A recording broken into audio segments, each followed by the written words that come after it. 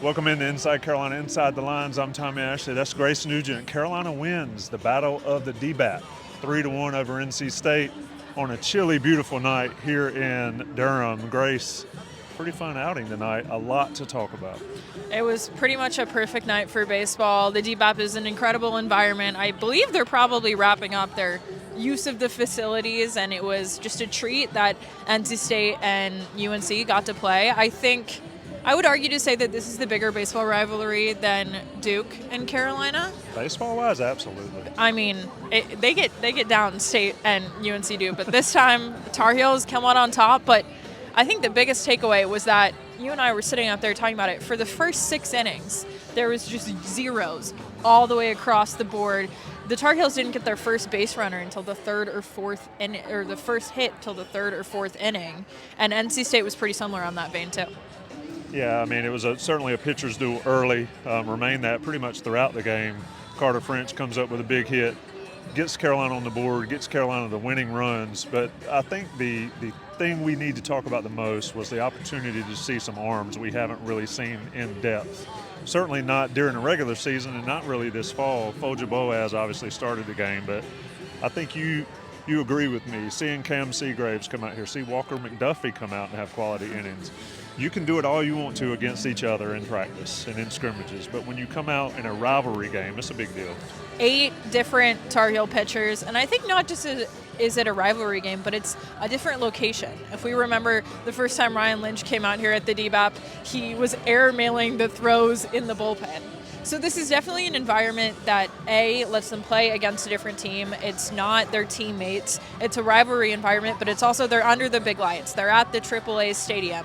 They're here for so many people to probably be screaming their name. This is, for some of these guys like Talon Holiday and Caden Glauber and who else do we have? Jackson Rose that came out. Those were the 3 freshmen that rolled out today. This is probably the most people they've played against in a while, and especially here in their college career. So it was big for them. And then you have guys that have really showed their evolution. Talk about Cam Seagraves. He came in with 2 guys on. He was able to get out of that jam. The last time he had a jam like that was Florida State, and he only pitched a third of an inning post that Florida State meltdown. And then Boston Flannery, we've talked about his name a little bit. He came out, he went through 2 scoreless with 2 strikeouts. He seems to really have been evolving. Coach Forbes has talked about him. So there's a lot of guys who are making their mark, because if they want to vie for one of those spots in this pen or this rotation, it's going to be really hard. So they got to start showing what they're worth now.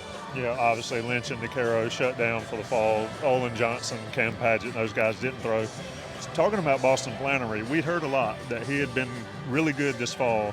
We saw him in the World Series. I think he threw 1 good inning, and then he just got shelled. To see him come back out here, I mean, that speaks a lot to the young man, and he's worked, and Forbes talked about it here in the postgame. Yes, I mean, he talked about in the transfer era that it is such a big deal that you have guys that haven't really played that much stay at a school. And that's not just true of Boston, but Forbes mentioned Timmy Lawson, who's a redshirt freshman. Last year he was injured, but he stayed. So I think that says a lot about this Carolina team, this program, this culture. Forbes also talked about how easy these transfers were able to integrate into that. I think that speaks to this entire teammate environment, but guys like Boston really do have a chance to make a mark, especially when they have multiple years under their belt. They've been in the college environment. They know what it takes, but also I would say we just have to take the fall with a grain of salt. When Shea Sprague was here, he got absolutely shelled in the fall, and then he was just an essential piece to getting to Omaha. So I think there's a few guys on this field that played and on this field that probably didn't play that are going to make a big difference in the spring. Yeah, a lot of work that comes into it. You know, it's individual work from now until January before the team gets back together. But Carolina beats State. It's still a rivalry. It's still a game that they keep score. And Scott Forbes sort of grinned when I said it got tight in the 8th inning. Certainly did. You saw more mound visits. You saw more strategy. You saw a 10-hole hitter get a winning at bat. Seemed like Little League days out there. But NC State goes down to Carolina. Final thoughts, Grace? I mean, I think it was telling, although this is a fall exhibition game, that Mr. Walker McDuffie himself came out to finish it off on the mound, which means this means something to these UNC fans and to this team. And I think one of the other big takeaways, and we haven't really talked about it, is the offense and the guys at the plate. Obviously, this is not a huge high-scoring game, but Scott Forbes talked about that he thinks this team has power, which they definitely do if you look at some of the stats of these guys. But it's so completely new. When they rolled out the starting lineup today, while it did have 10 hitters on it, only one of those hitters was a returning starter from last year, and that's Gavin Gallagher. So there are going to be a lot of new faces up and down this lineup. Another guy who had a big impact, big hit today, Carter French. He wasn't in the starting lineup, but he goes in there, and as Coach Forbes says, he knows exactly what he's getting from Carter French when he plays him. Those two guys, Gallagher and French, I believe are going to be two of the biggest vocal leaders, really round out this team. And this offense, there's just going to be so many new faces. When we come back in the spring and early February, it'll be really interesting to see what the offensive personality of this team is, and we got a glimpse of that today. Yeah, a lot to talk about, a lot to see, a lot to expect from this North Carolina team come February when the season rolls around.